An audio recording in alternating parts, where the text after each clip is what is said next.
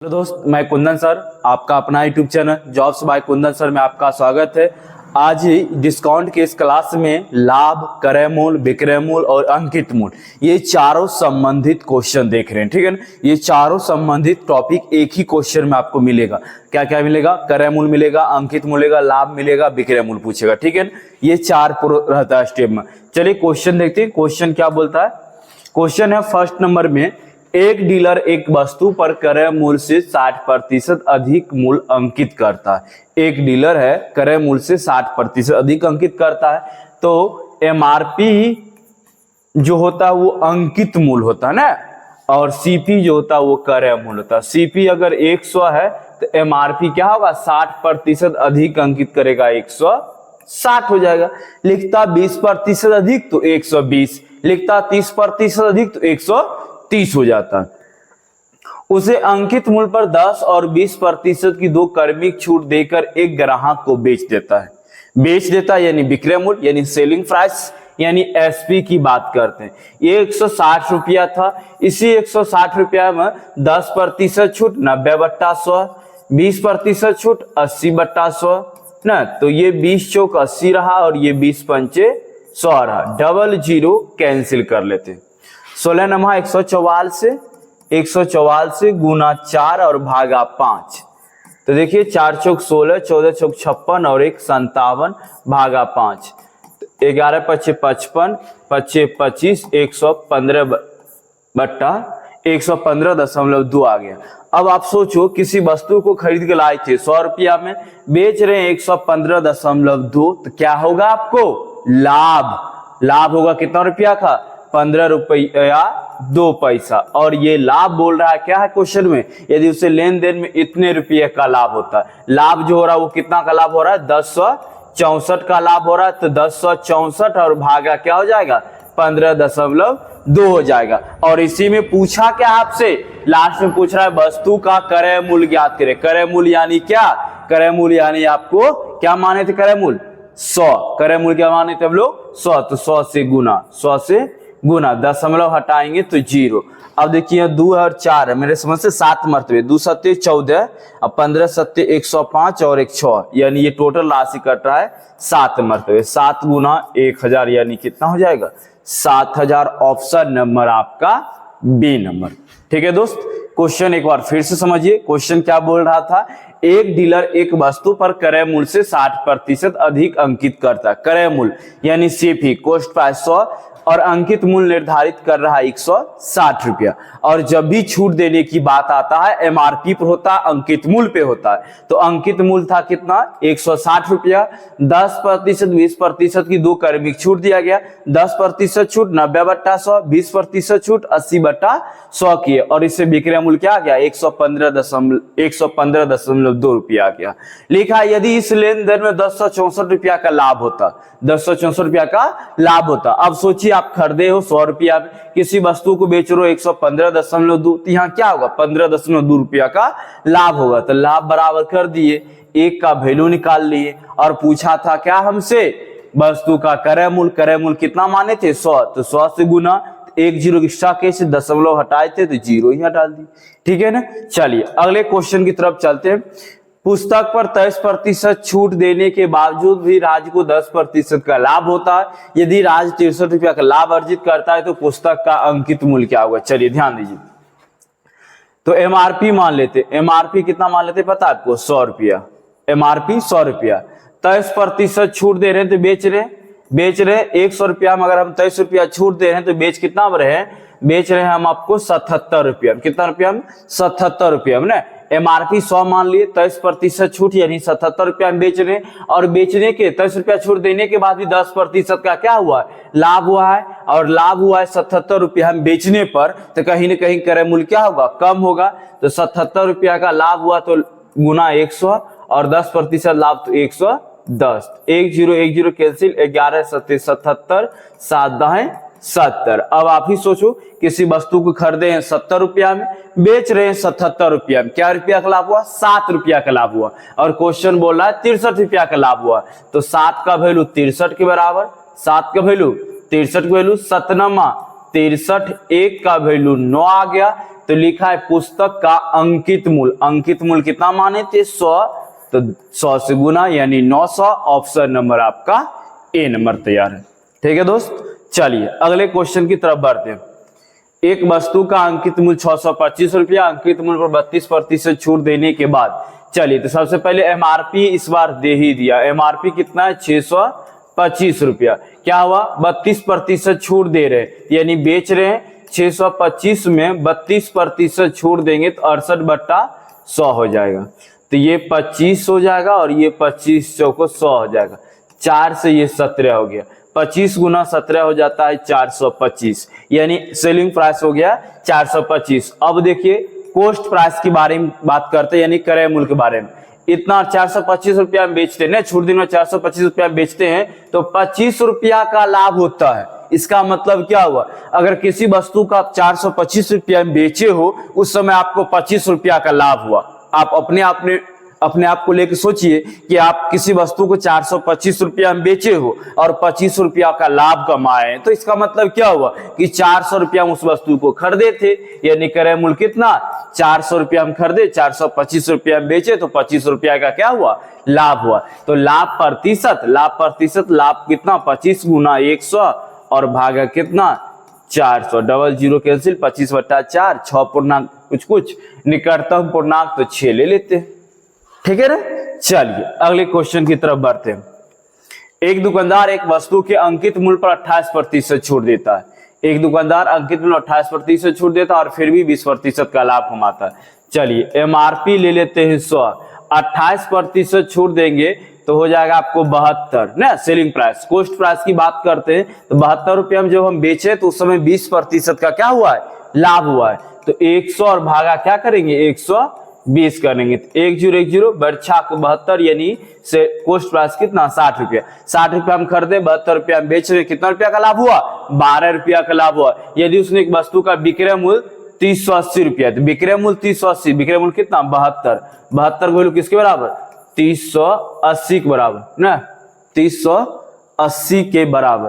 तो एक का वैल्यू निकालेंगे 380 और बट्टा में कितना 72, और क्या पूछा वस्तु का विक्रय मूल्य है आपका कितना, विक्रय मूल्य है आपका 72 ही लास्ट में।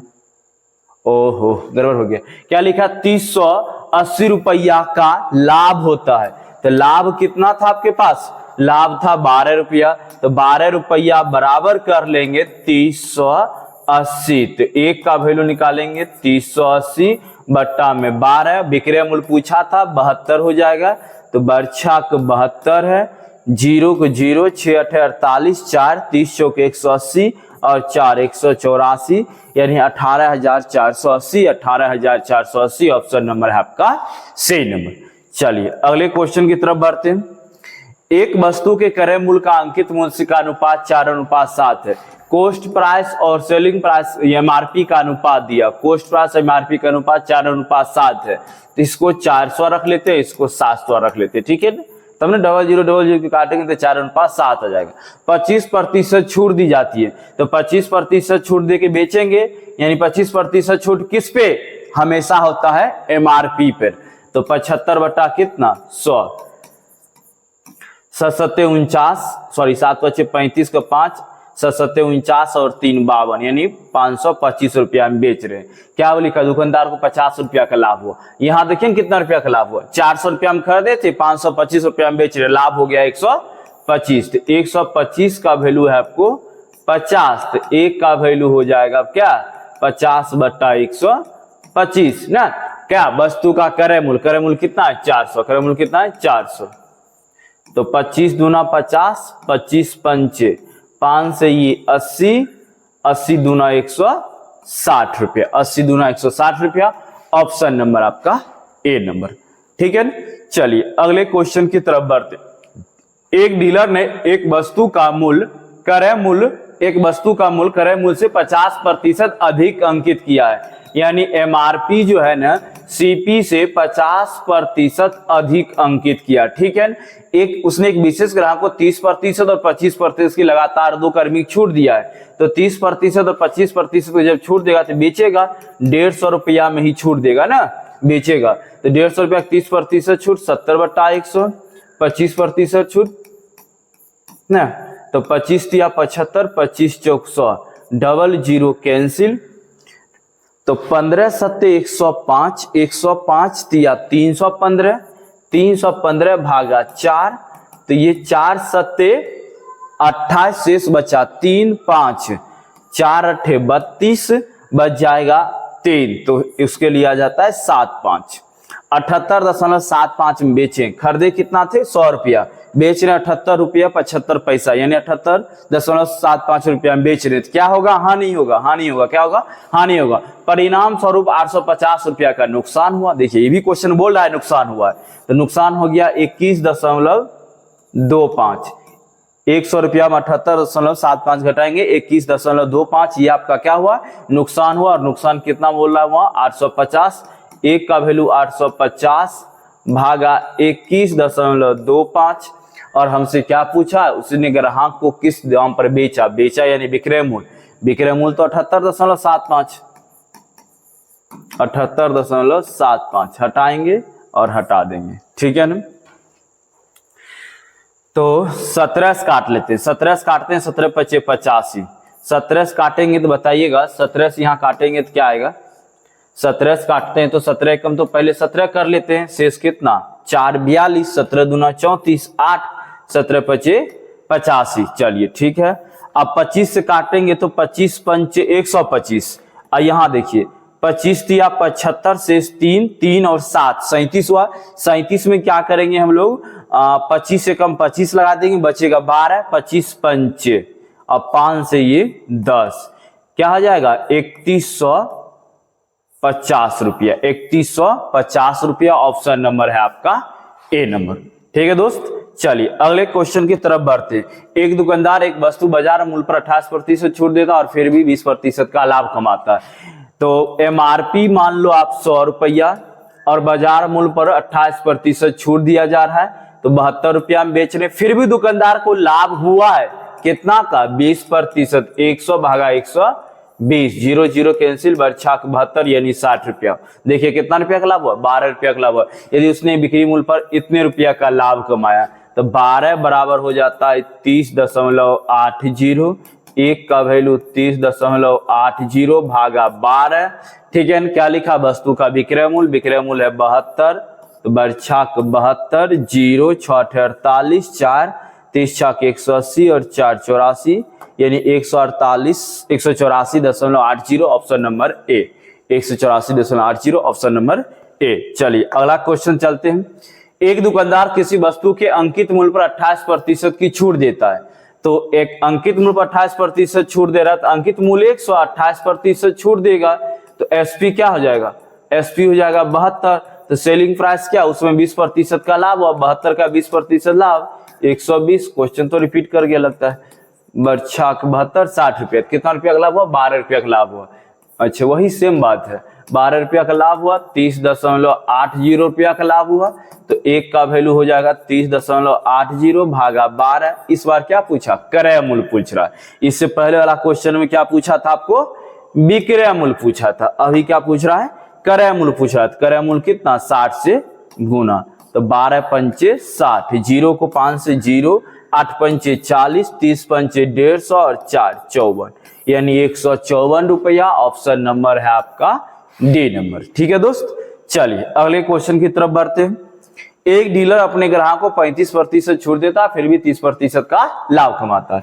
तो एमआरपी जान लो आप, एमआरपी है 100, 35% छूट दे रहे हैं, तो यानी 65 रुपया में बेच रहे हैं, फिर भी उसको इस 65 रुपया में क्या हुआ, 30% का लाभ है, तो 100 भागा 130, 0 0 कैंसिल, 13 25 65, यानी कितना रुपया, 50 रुपया। बताइए कितना रुपया का लाभ हुआ, 15 रुपया का लाभ हुआ, और बोला है क्रय मूल्य 950 रुपया, यानी 50 का वैल्यू 950 रुपया, तो 0 0 कैंसिल, एक का वैल्यू 19 पंचे 95 लिखा। अंकित मूल्य ज्ञात करे, अंकित मूल्य कितना 100, तो 100 से गुना, यानी कितना आ गया 1900, ऑप्शन नंबर आपका ए नंबर।